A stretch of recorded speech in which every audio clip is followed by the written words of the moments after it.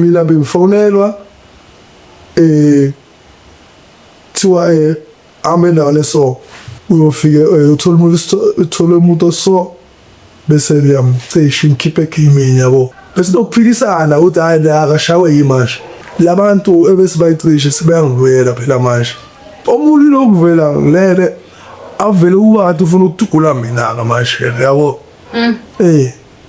athi ufuna ukudugula mina tuthi aphamisho amanye amagama into ezama ukuyichaza ukuthi labantu bonke ngababulala ngisho njengoba ngitshela ukuthi ngangisengifuna nami ukuthi ngiyibulala khona iphupho lafika kimi yabo shothi ngaphupha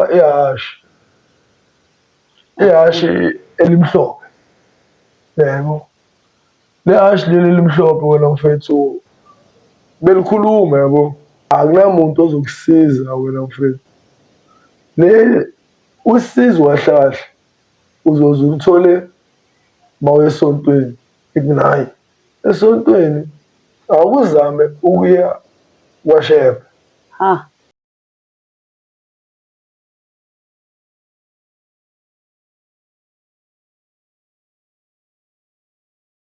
Ngiyanibingelela ababukeli bethu abahle, ngiyanamukela kushow yethu Untold Stories ngaphansi kweRuma Monga uSimphiwe kwaNgcobo lona. Uma ukuthi awukaka-subscribe ngicela ukuthi usubscribe, ufollow, usharele bonke abangani bakho.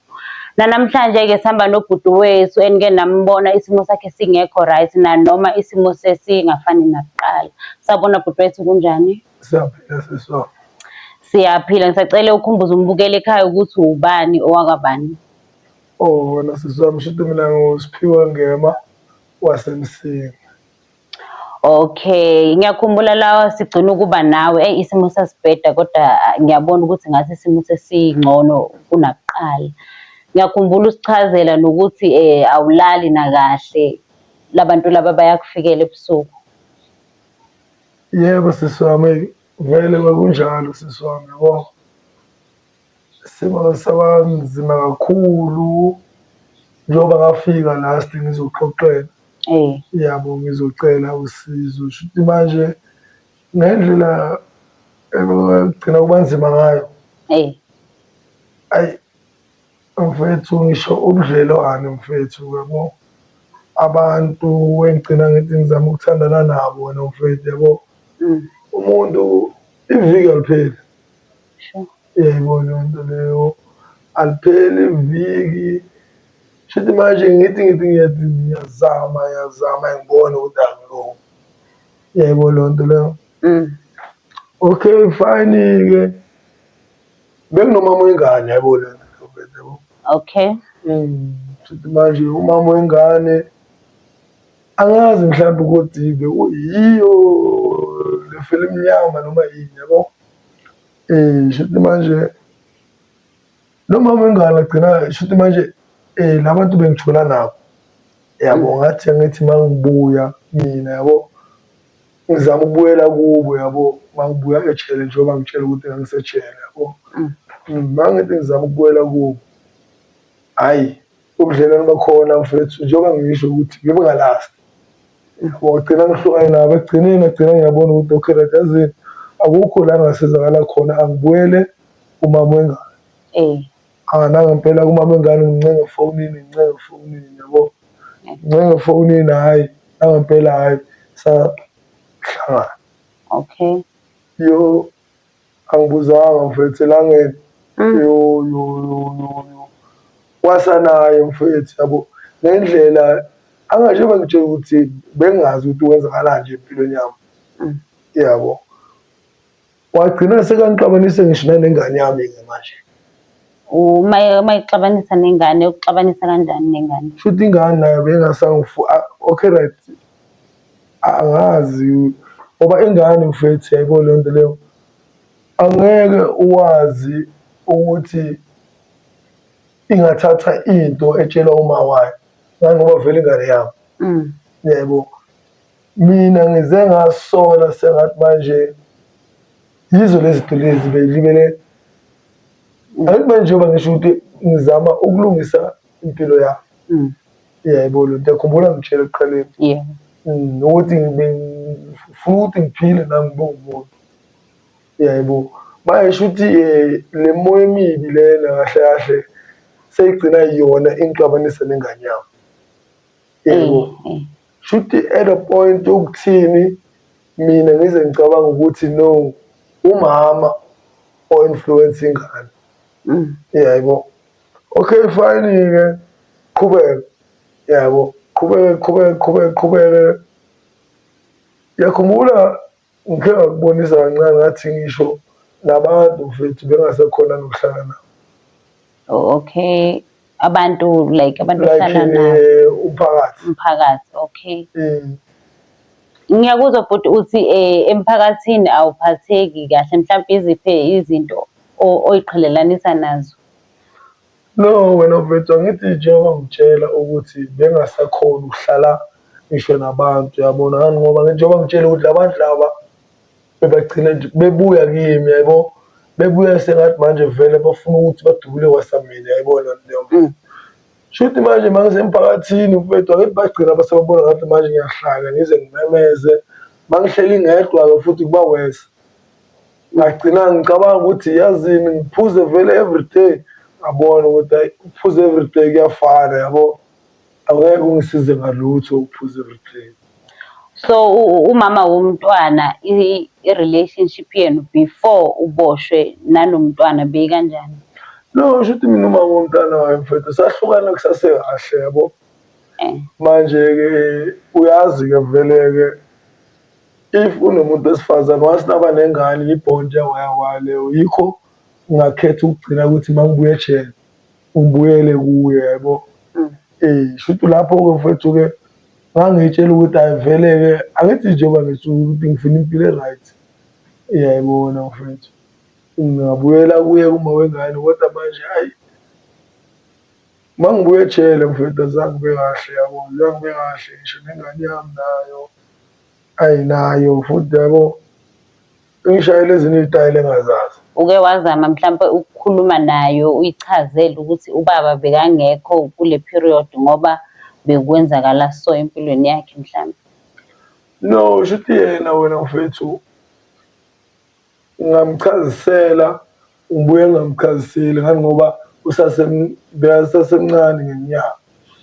Yayibona leyo nto mfethu, besasemncane ngeminyaka, mhlampe kumanje nje uma wakhe ehambile naye uzothi mhlawumbe masekakhulile sekamdala bese ngiyamazisa mfethu, yabo, ukuthi no, angaze angibheke njengomuntu omubi. Okay. Yeah. Manje uma ungachazela umbukela ekhaya ngoba omunye usesibamba sesila isitori ukuthi labantu laba uthi bayakufikela abantu abakanjani? No, wena sisi wami shuthi mangachazela umbukeli shuthi mina njengoba ngisho ukuthi ngafika ngizocela usizo, ngangumuntu vele owayeqashwa athunyelelwe isithombe bese kumele ngihambe ngiyokhuphula umuntu kanjalo. Mawuthi ukukhuphula usho lo? Shuthi sengizama angazi ukuthi ngalihloniphisa kanjani le gama, shuthi uma ngisho kanjalo ngiyalihloniphisa wena sisi wami, yabo. Ya, ngeke ngilibize negama elizoze liphathe umbukeki kabi. Okay, so manje uma kuthiwa nasi isithombe, umuntu wakhona umthola kanjani? Uyaye wenze njani ukuze ufinyelele kulesi sikhathi sokuthi somthuma uphuthu? No, shuthi wena sisi wami ngiba nesikhathi engiyinika sona, yabo.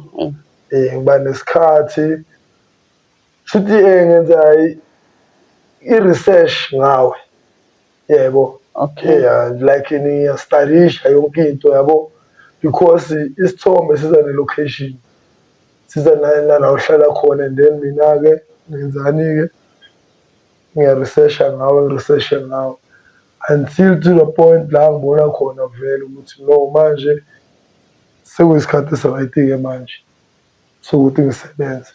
Then mangiqeda ukusebenza-ke lapho-ke information ngibuyisele emuva, ngoba lapho ngithola imali yami lesalile. So mhlambe enhlizweni yakho ubungabi naso na uzwelo oluncane ukuthi lo muntu engimhambisayo manje emhlabeni, ifamily yakhe, umndeni, like ifamily, ingane konke lokho? Mfethu njengoba ngichazisele nasekuqaleni ukuthi ngibuya esimeni esinzima, yabo. Ngakutshela futhi ngey'ngane zasekhaya ezay'ncane kuyimi i-breadwinner ekhaya. Ngakutshela nesimo engangihlala phansi kwaso, yebo leyo nto mfethu. Ngakutshela nesimo engafika ngahlangabeza nazo la engafika ngahlala khona, which means wena mfethu le nto lena azange ngithi nje qhamthushu ngayenza. Ngaqala la, ngaqala la, ngagcina la. Emva kwalapho ngagcina ngiy'bona sengisenkingeni mina-ke manje. So bhuti wami, ngoba besewuvezile ukuthi emphakathini awusakhululeki, nasebudlelwaneni akusahambi kahle, kukho konke lokho ey'ntweni odlule kuzo, wena siqu sakho uphatheka kanjani? Sisi wami, yabo lo mbuzo lo ngibuza wona sisi wami, yabo. Kunzima kakhulu mfethu, ngani ngoba wena mfethu impilo esengiyiphilile emva kwale mpilo le bengiyiphila besinzima kakhulu mfethu. Shuthi manje besinzima mfethu, ngize ngifike to the point ukuthi nami ngaze nami ngiy'khuphule nami mfethu, yabo. Shuthi eyi mfethu, ngize ngehle nasemzimbeni, ngehle emzimbeni mfethu ngonda, yebo. Ngonda ngibona nami ukuthi hhayi cha ngeke seseyimpilo phela le engiyiphilayo, yebo. Shuthi mfethu ngendlela le mpilo lena mfethu bengasayithandi ngayo, yo. Njengoba ngitshela mfethu ngathi sengithi vele ngiyayikhuphula, kwafika umngani wami, njengoba umngani wami engihlala naye wangithola vele wangikhuza wathi cha, ungayenzi le nto ufuna ukuyenza, yabo. Akukho okungapheli, akukho okungalungi mfethu, yabo. Hheyi sisi wami, ngiyakutshela. So bhuti wami, kukho konke lokhu, kukhona yini mhlampe ukuy'sola onakho ukuthi ukuba uqalanga ngaba wukho la? Eyi sisi wami, yabona nje ukuba isikhathi siyakwazi ukubuyisela emuva, yabo. Ngabe yonke le nto engangena kuyo ngaba ngiyenza, abazange ngiqala nokuyenza futhi, yabo leyo nto mfethu. Ngamanye amagama wena mfethu shuthi ngisho njengoba ngitshela ukuthi ngangisengifuna nami ukuthi ngiy'bulale, ngisho imindeni yalabantu laba abebase babuya kimi angibazi bona, yabo leyo nto leyo. Angibazi ngoba mina umuntu bekabuya kimi yilo engithole isithombe sakhe, imindeni yakhe angiyazi. Sorry ukukuphazamisa. So uma kungathiwa mhlampe uyalinikwa ithuba lokuthi uhlangane nabo, or mhlampe kukhona owagodluzeka ubukele ekhaya ukuthi uxolise, ungadlulisa maphi amazwi? Mfethu ungadlulisa ukuyoxolisa mfethu, ngixolise kakhulu mfethu, yababo. Ngize ngibatshele nokuthi hhayi engangikwenza ngangenziswa nami isimo, kodwa ngiyaxolisa ngani ngoba ubuhlungu nami sengibuzwile kakhulu, ngibuzwe kakhulu ubuhlungu mfethu, yabo. Okay bhuti wami, siyakuzwa. So ngoba ubukhuluma ukuthi uhambile abantu abangakusiza, so kwenzakalani uma uya emntwini? Mhlampe kuyasizakala leso sikhathi, kwenzakalani? Mfethu shuthi abantu bengibahamba, yabo, ngiye nasebantwini, kodwa kungapheli 3 months or 2 months bengabuyanga labantu phambi kwami futhi, yabo. Shuthi mina bengitshela ukuthi usizo ngilutholile, yabo. Ngigezwe ngenze yonke le nto lena, yabo, kodwa manje kuzothi uma kudlula kuma-2 months 3 months bayabuya futhi la bantu njengoba ngangikwazisile. Abafundisi bey'manga bekhona begcwele, awukaze wabazama mhlampe ukuthi? No, angithi ngaleso sikhathi wena mfethu ngangisaphuma vele indaba yesonto bengangicabanga. Ya, bengiy'tshela nje ukuthi mangahamba ngiyogeza, ngeze khona konke lokhu ngaba right. So ubhuti wami abantu bosizo abafundisi bekhona begcwele izwe awukaze wabazama mhlawumbe uze ukuthi bona bangakusiza kanjani? Shuthi wena sisi wami njengoba ngisho ngithi ukuthi ngathi ngiphuma ngiphila le mpilo le ebengiyiphila le bengitshela ukuthi bengilibele kushayisana impilo yami, yabo leyo nto leyo. Ngilibele ngihamba ngiye ebantwini angazi nabo ukuthi kugcina kwenzakalani kodwa manje usizo bengalitholi. Yabo, njengoba ngigcina ngitshela ukuthi bengumuntu ogcina sekahlala ayi-one, kusaba ngisho nanokuya emphakathini, ngilahlekelwa abantu ebengithandana nabo, ngize ngilahlekelwe uma wengane yami, yayibona leyo nto mfethu, ngize ngijikelwe ngisho nayingane yami, yayibona leyo nto leyo. Okay, right wena sisi wami ngiyakuzwa uma ukhuluma ngendaba yabathandazi nani nani. Ngelinye lamalanga ngathi ngilele khona iphupho lafika kimi, yabo, shuthi ngaphupha ihashi elimhlophe, yabo. Le hashi leli elimhlophe wena mfethu belikhuluma, yabo, kodwa manje ngendlela elikhuluma kubuye libe ngathi ngilifuna ukuthi ngiligibele futhi, yabo. Iphupha ngithi leli. Ngiyabona. Hhayi, umangale nama. Okay, ngingalithathi seriously lo phupho leli, yabo. Labantu baphinde babuye futhi, okay ngiphaphama-ke, okay right, iy'nsuku zabo, labantu baphinde babuye futhi baze kimi. Ayabona futhi okay right, labantu mangithi ngiyofuna usizo futhi enyangeni.